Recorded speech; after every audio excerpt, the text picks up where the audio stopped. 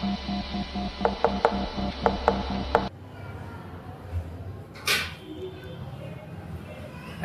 Good morning मेरे प्यारे बच्चों। जीडीएस स्कूल कैंपस में आपका स्वागत है।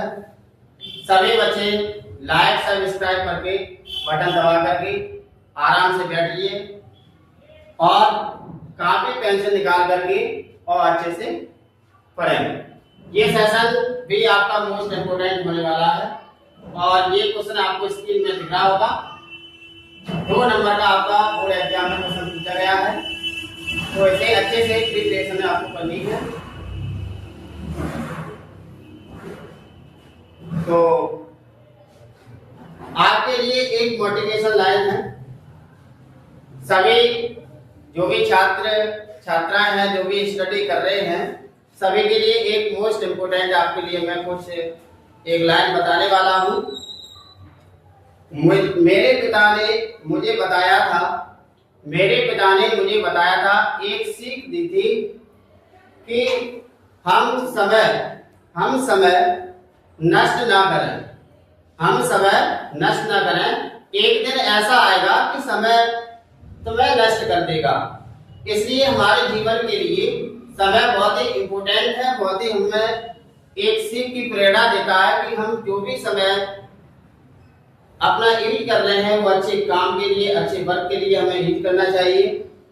फालतू समय हमें बर्बाद नहीं करना चाहिए, क्योंकि समय बहुत कीमती होता है और एक समय हमें एक सीख की प्रेरणा देता है। एक घंटा, एक सेकंड हमें सीख की प्रेरणा हमें समय देता है। इसलिए हमें समय को नष्ट नहीं करना चाहिए।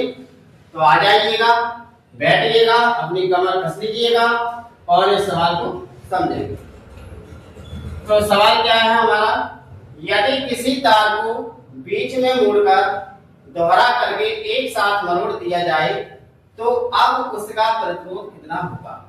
ये कह रहा है यदि किसी तार को बीच में मोड़कर या बीच से मोड़कर दोहरा करके एक साथ मरोड़ दिया जाए तो अब उसका प्रतिरोध कितना होगा?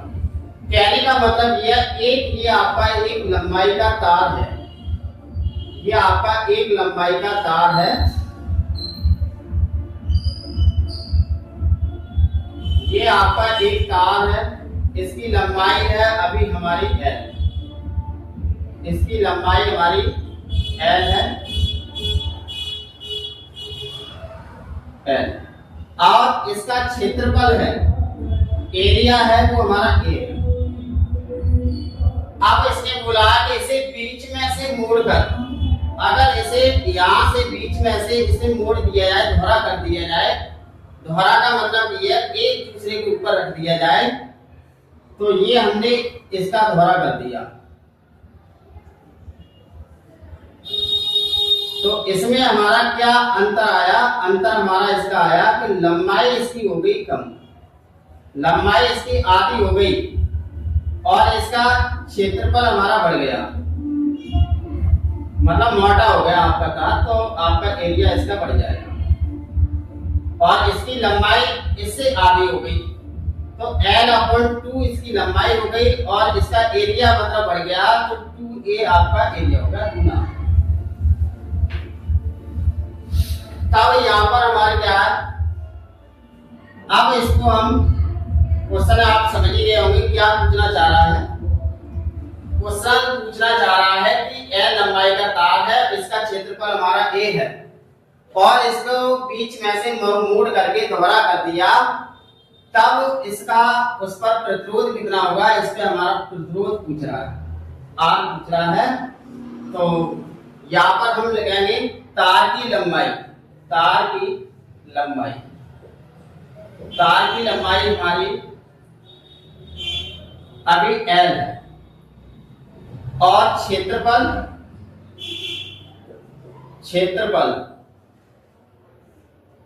हमारा A है। अब इसे मरोड़ दिया जाए, बीच में से इसको दोहरा कर दिया जाए, तार को बीच से मरोड़ कर दोहरा कर दिया जाए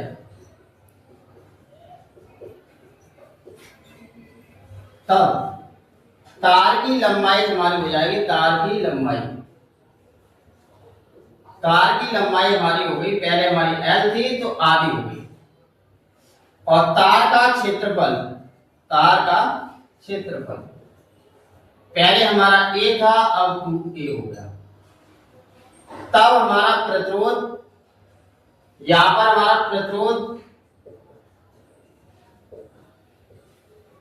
R बराबर रो L अपॉन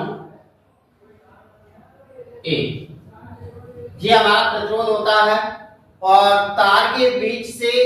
तार को बीच से मरोड़ कर दोहरा कर दिया जाए तब तार की लंबाई L/2 हो गई और तार का क्षेत्रफल 2A हो गया। तो नया हमारा प्रतिरोध क्या आएगा?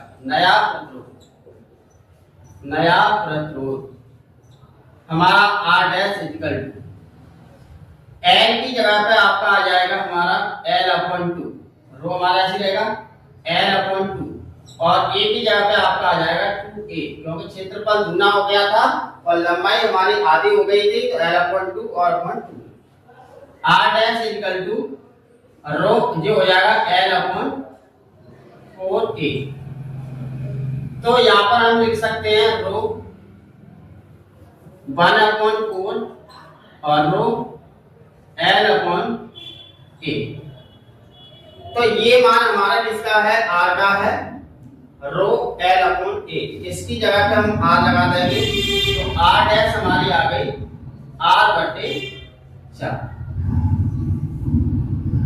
तो हमारा यहाँ पर मतलब चौथाई हिस्सा हमारा निकला, मतलब हमारा पहले प्रतिरोध R था, अब इसे मरोड़ करके इसका प्रतिरोध हमारा चौथा हिस्सा हो गया, तो 1/4वां भाग इसका प्रतिरोध होगा। तो आप समझ गए होंगे सवाल को, तो ऐसे अच्छे से पढ़ लेना, अच्छे से लिख लो और बढ़िया तरीका से बोर्ड एग्जाम के टाइम पर आपको तैयारी करके जाना। Thank you.